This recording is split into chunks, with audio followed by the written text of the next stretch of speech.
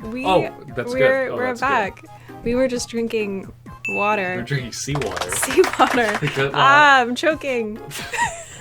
So, happy Mermaid, guys. Happy, actually. Well, it's over now, Mermaid. I hope you had a happy Mermaid. I hope you enjoyed your Mermaid. It's over now. I'm sorry that we couldn't get this video to you guys on the actual last Friday. There were a lot of complicating factors last month, we're still playing catch up right now, but we definitely wanted to have a mermaid-themed Fanart Friday for the end of May because we had a ton of awesome mermaid submissions. Some really cool stuff this month. Yeah, I mean, most months we have really cool stuff. But it was really cool also just seeing people following the prompt list that I made and seeing like all of the different ideas. I mean, this is what I love about these drawing challenges is seeing what different people do with the same ideas and how they turn that into different concepts and different designs. Yeah, and not just the different concepts, but how the concepts are expressed through different methodologies and mediums, especially. And just like different perspectives. Different people have different visions. I went for like a really creepy thing with the mermaid illustrations this month, but a lot of people didn't. And it's cool kind of seeing that like stark contrast between two different, designs, but based off of the same idea. So we're gonna dive right into it. I've made that pun so many times unintentionally in relationship to mermaid. But anyway, we're gonna start. So first piece comes to us from user Michael J Pirillo. We got another sculpture. It's always so cool to see some 3D media. This is another one that was very well photographed, very clean, very well presented. Yeah, the presentation is really nice here. We talked about that in the last video. If you're working with non-digital media, you have to be able to present that media digitally in a way that looks, professional. Especially with something like this, where each angle you're viewing the piece at has something else to offer. There's details from the front, obviously very creepy details, but you also see the whole form, that giant fin that's like a fighting fish. Like a French head. So this is fan art of one of the mermaid designs that I did for the month of May. This was based off of a type of fish called a French head, and they actually have these crazy looking mouths like that. Not quite as horrifying as it looks here, but this is really cool to see in 3D because when I was drawing it, I was like, this is kind of creepy, but it's not like scaring me as the artist creating it.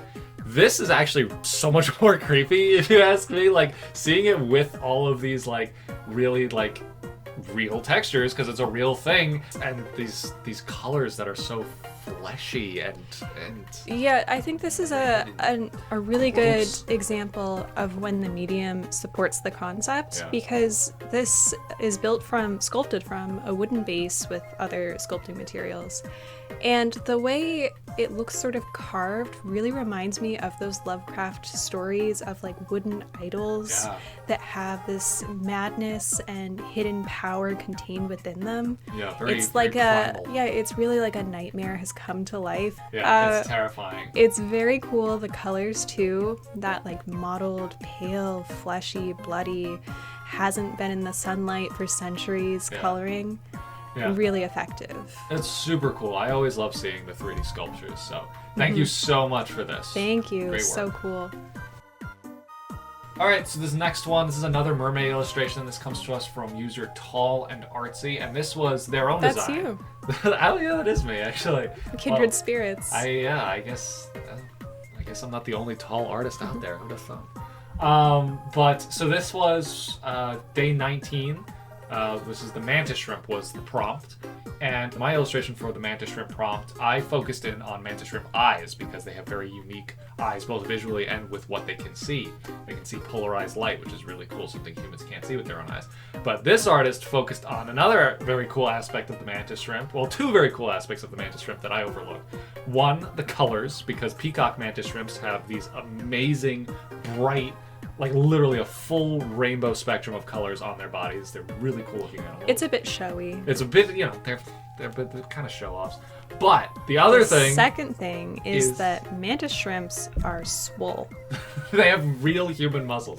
Mantis shrimp, well, kind of. They have a really, really strong punch. They have these specially developed limbs, which is where they get the name mantis shrimp from, because they fold up on the front part of their body, and they shoot out, and they have clubs on the end of them, and it comes out so strong they can break shells, they can break glass. You know, they have these it's really, like really strong punches. Their primary mechanism of hunting, you know, they're predators. It's not like teeth or claws or anything we would usually associate with predatory animals. They punch things to death. It's crazy. It's really cool, and I love how they kind of made it a little bit comical. Like they have like boxing gloves that are made out of claw. Yeah. But you know, it's still like intense. And they did also do you can tell this was very well referenced. They have in the eyes, they have the strange, they're not really pupils, but when you look at a mantis shrimp's eyes, it's got like a dot up top and then this line dividing and then another dot on the bottom. And it's got this those are so creepy to watch. Weird looking eyes. This is cool because like I said, it's another artist's interpretation of the same concept. In this way, they can focus on the parts of the mantis shrimp that I didn't include in my design. So really cool work. I love this. Yeah, great colors, great concept. Thank you so much for sharing it with us. Awesome. Okay, so this one comes to us from user Sir Noir. You can follow them on ArtStation, Instagram, or Twitter. And this is like professional level. Yeah, ooh, I could see art this right so clearly in the monster manual, the D&D monster manual. Oh yeah, this has got a real tabletop RPG enemy kind of feel to it. Yeah, I could see it so easily just vignetted in with the monster text and the stats. So cool. It's got this very creepy, very cosmic horror kind of look to it, where it's like almost human. Not your everyday mermaid. Yes. It's again like that kind of perspective that I came into with Mermaid, where instead of like bright colors and pretty ladies, it's like something kind of terrifying. And there's so many different animals that they referenced in this, which is really cool because that's something I'm really appreciating here. Because the prompt was just estuary, so there were any number of animals that you could use as an inspiration for a mermaid design based on estuary, and it looks awesome. I mean, I think most people would look at this and say that is the work of a professional artist. The amount of reference the artist used is paying off, down to the way humanoid and animal muscles are described, the texture. This artist put a lot of attention into getting the different texture between the slimy front chest and the really rough backside. Is it a catfish and a shark and a ray? This part kind of looks like a bull shark or something. You know, it's got like that kind of sharky dorsal fin, and then these fins look more like ray fin fish. Yeah, and I think because reference was used so effectively here to build this unique form, it's also communicating this kind of really animalistic and primal intelligence. It's not too humanoid. Yeah. It's still a shark head. It's not really a human head. It's really just kind of got like pecs and arms. It's like something beyond a natural form, but not something we would ever relate to. It's very effective. It's a good application of imaginative realism. They take things that exist and turn them into something that doesn't exist. James Gurney would be a fan. Yeah, I think he would. Yeah, and then that's the other thing too, because it's not just the illustration of the character. They set it in a background. I mean, it's minimal, but you can get the idea that they're in this murky water, this mud being kicked up. You can see the light coming down from above. It's not incredibly deep water, feels like an estuary. Yeah, and I mean, the murkiness is super scary in this, because you can see the way he's poised, looking up at whatever's beyond the water. Right. He's gonna grab you and take you down. He just ripped the leg off of some other big, scary looking monster. So very, very cool. Thank you so much. Work. This is like awesome. This is really cool. All right, so this is a bit of a tonal shift here from what just a bit. This comes from user Haisa Banana. We're drifting away from Mermaid a little bit. There's another pun there. Now we're going back to one of our more niche, subjectively drawn games so video. Popular, but a while back we used a VTuber generator to find out who our new YouTube personas would be. Yep. So I'll introduce you to the ladies. Go ahead. On the left, this is, I don't remember their names. I don't remember any of their names either. I know that Ailish named this one again. Risu because that's squirrel in Japanese, but then she had to take it back because that's a real squirrel VTuber.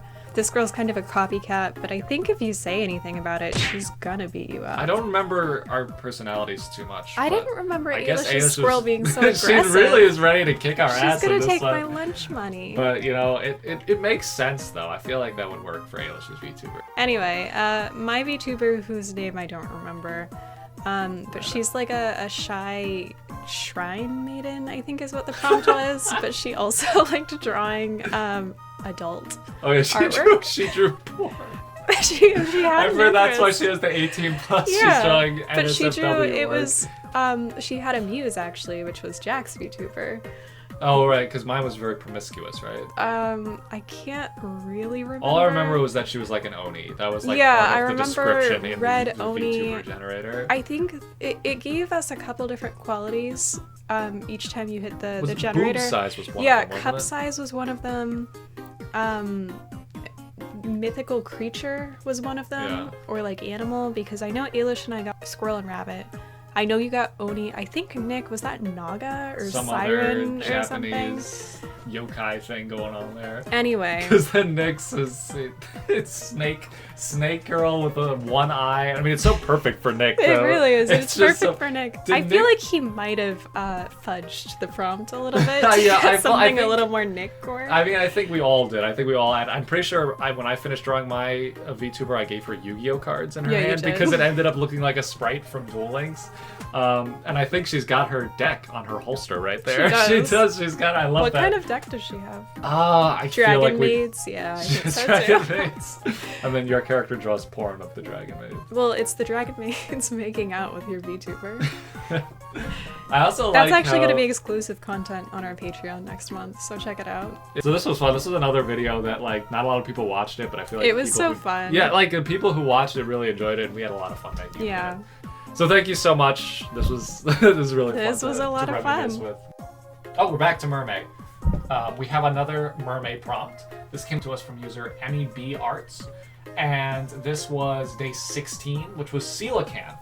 And you know, I think the route I wanted to go for first with the coelacanth was something fossil themed, because coelacanth is iconic. Everyone knows it as a living fossil because for a really long time we thought it was an extinct species of fish. It was in the fossil record for Not millions just of years recently ago. extinct, but had been extinct for hundreds and thousands of Right, years. right. We had millions of years. We had fossils in the fossil record from millions of years ago of this animal. But now recently we found out it's alive. So it makes a lot of sense that you would go for this really cool idea of it's not just a fossilized fish, but it's like an ancestor of these other mer people that are at I think the that's my aquarium, favorite at the detail museum. here. It's not just like you're at the museum and you're seeing this mystical, scary fossil, but it's mermaids who are coming to the Yeah. Mermaid Museum to learn about this. It's that extra layer of wonder and world building that really takes this piece to the next level. I love how into it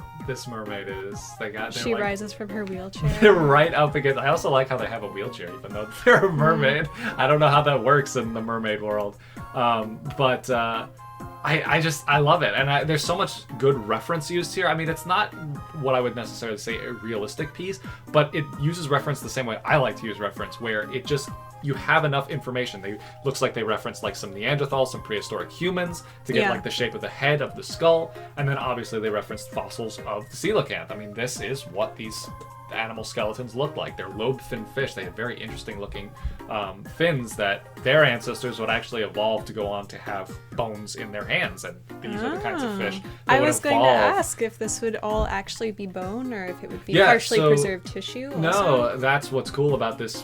The coelacanth comes from an extinct family of fish called the lobe-finned fish, and the lobe-finned fish are the fish that evolved into amphibians because they actually had bones in their fins, and those turned into arms and legs. So it makes a lot of sense too that this would be an evolutionary ancestor to, if mermaids were real, to The mermaid. dominant mermaid species Yeah, in whatever this it would universe. be. So yeah. it's great. I mean, the setting is great. It's got story to it. And yeah, it reminds me, Jack and I were both the kind of budding artists who drew like dragon skeletons and mythical creature skeletons in high school, but I think we were kind of on the same page in that we would like draw it as like found fieldwork art. I never thought to take it to the next level and create a setting around my skeletal drawings, which is just so cool and thoughtful. It makes this piece special. Very good work. Very good. Yeah. Thank you so much.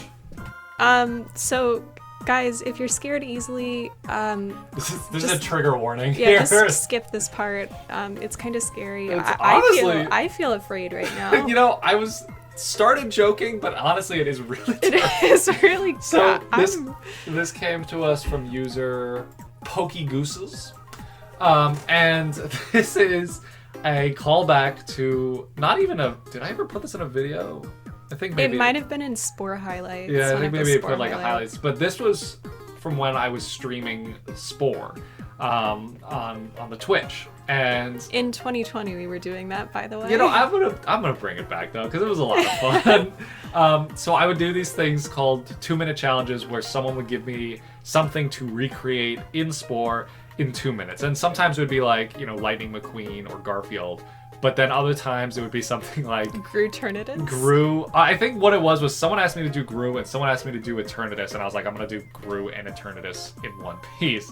So I only had 2 minutes to do it, and so it ended up just looking like this really terrifying bald man's head on like this worm body. Unnaturally long spine. It's just really terrifying, and this does it justice. I mean, this is... I'm trying to look into his eyes and I can't match that stare. It's terrifying. The Gorals are in trouble. I think... There's so many contributing elements. The light source that seems to be implied coming from whatever lurks at the bottom of the Gru-Eternatus spine. Yeah, I mean, it's... The texture, the smugness, it's really like he's boring into my soul. And then the menacing. Yeah. The JoJo menacing. Just very appropriate. Just the scale I really appreciate also with those teeny tiny the birds. little birds, just so you get the idea this is just, it's a world ender. There's so much power radiating from Gru-Eternatus also. The clouds are parting as he rises up. You know, it's one of those pieces that's like, it's really funny, but it's also just like a good piece of artwork. Like, it's well painted, it's, you know, it's exciting. If this were in a museum, I would pay to go look at it. If this was in a museum, I would get a ticket pre-order. I would be terrified. Are you selling prints? How big is this? Like, how big is this being? Imagine one of those really ornate Baroque frames, and you walk up, and the like painting is the 8 whole feet wall. tall. But it's how about to scale? It's a mural. So it's like 50. Yeah. It just keeps going. You have to project it on the side of a skyscraper. Ooh, Jack. He's going to the moon. he's going to steal the moon. Why else would he be He's that going high to up? consume the moon. All right, this is fantastic. Thank you so much. This is another one. Was like a very little-known piece of subjectively culture, but I love to see it. Thank you for the submission. So this next one, again, we're doing like really getting these tonal shifts in here. So this one came to us from user GilgardGo, and this is a little animation. We haven't gotten a lot of animation submissions, but this one is done really, really well. It's really cute.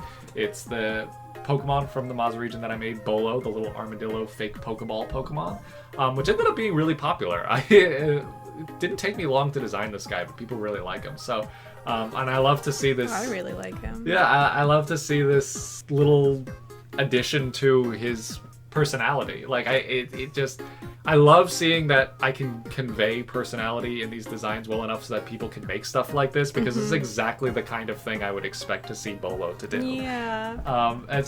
That's just great. It's so cute and it's so well done, and it reminds me a bit of those like half animations we first got when Pokemon Emerald came out. Oh yeah, like when you would send them out of the Pokemon out, yeah. But taken to the next level, and he has so much tood, you know? Yeah. He also, the proportions are really getting that nostalgia that part of me associates with Mega Man for some reason. I think his proportions remind me of one of the bosses. And the colors too. Yeah, the colors. Kind of has Mega Man boss. And there's an armadillo Yeah, there is. boss.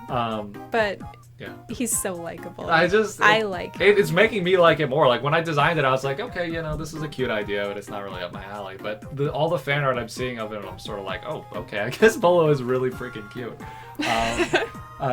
So I love it. Thank you so much. It's it also could be like an animation, like an attack animation, like if in the games now, like I could imagine it like if it uses like a status move or something, it does this. This person animation. needs to collaborate with the Reg Eternal modeler.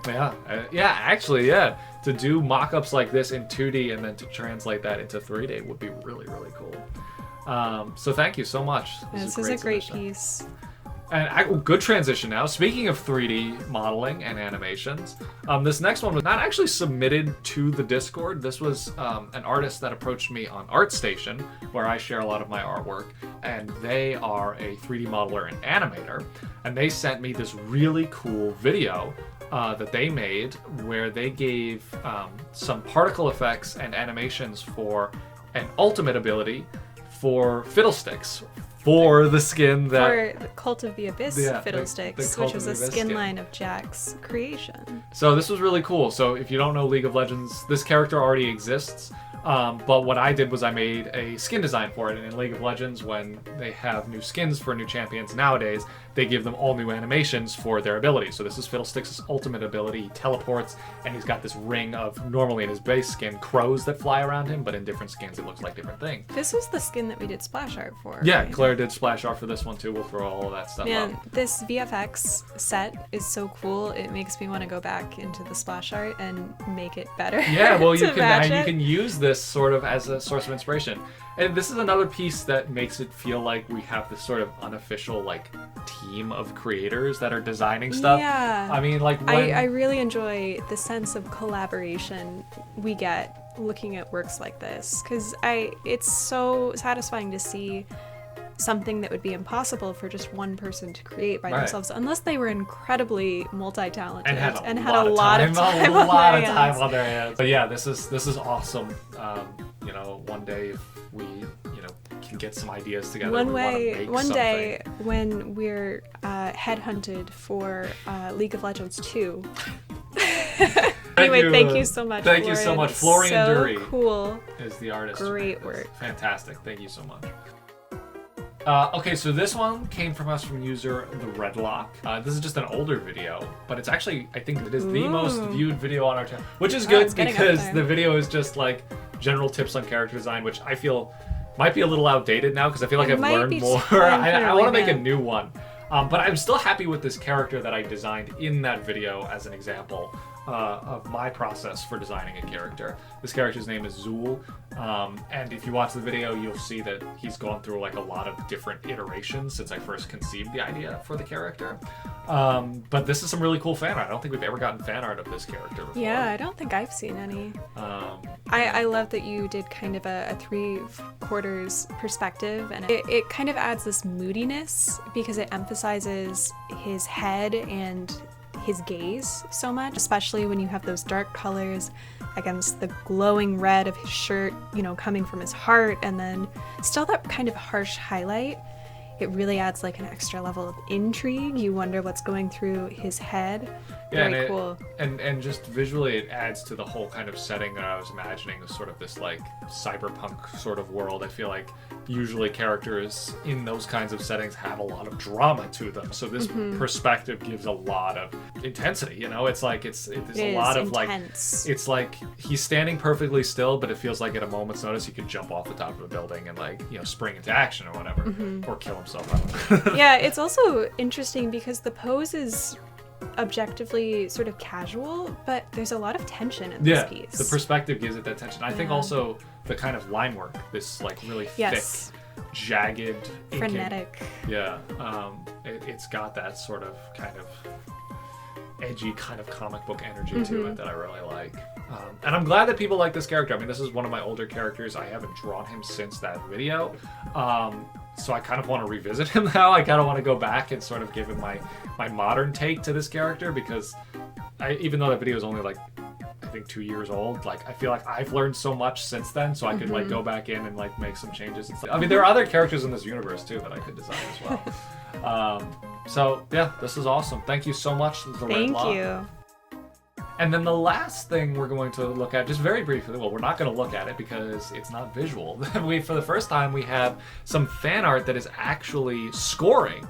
We have someone designed the intro to a battle theme for the legendary Sirens.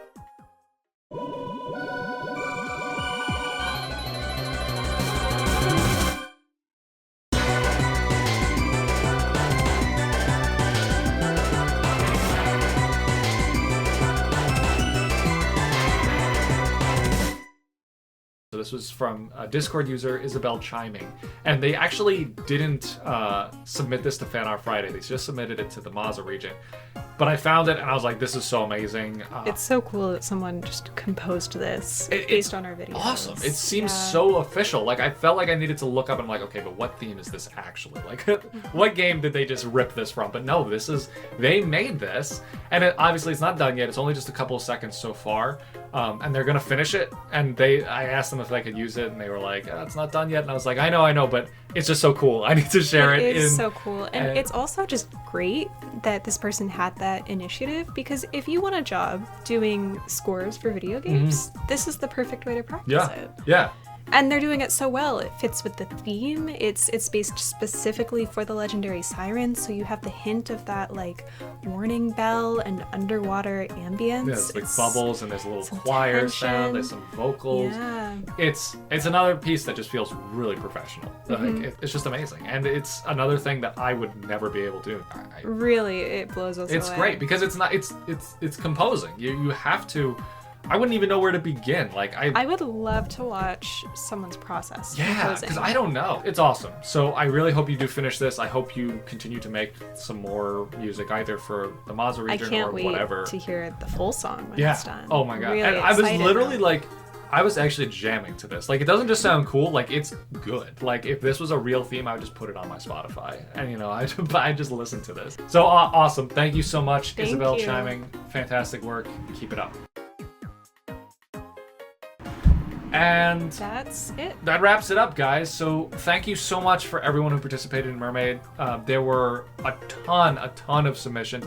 A bunch of them that I really liked but weren't shared in Fanart Friday, so I didn't know if like the artist wanted us to share it. But if you're not already, be sure to join our Discord and check out the Mermaid channel in our Discord, and you can see all of the work that everyone submitted for the month of Mermaid. You can find these artists, you can find their social medias and stuff. You can invite people to collaborate. Yeah, and you can like work with other people. I mean, you'll see on the Subjectively Discord, people are constantly working together to make new stuff. That's pretty much it, guys. Thank you guys so much. Really just excellent work this month. Sorry this is a little late coming out, but June's will be actually at the last Friday of June. Yes. But, thank you guys so much for watching. Thanks for all of your artwork. And we'll see you in the next video. Bye. Bye, guys.